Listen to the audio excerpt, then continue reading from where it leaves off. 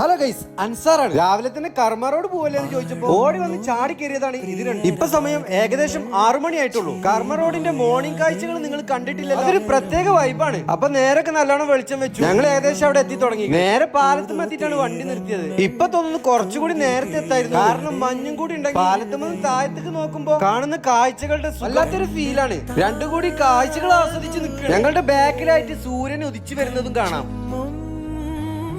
മണല് വാരിയെത്തുന്ന തോണികളിൽ നിന്നും മണൽ ഇറക്കുന്ന കാഴ്ചയാണ് ഈ കാണുന്നത്. കുറച്ച് ദൂരേക്ക് നോക്കിയപ്പോ മണൽ നിറച്ച തോണികൾ വന്നുകൊണ്ടേയിരിക്കുകയാണ്. അവിടെ കണ്ട മറ്റൊരു കാഴ്ച ഒരു വെറൈറ്റി ജിംനേഷ്യം.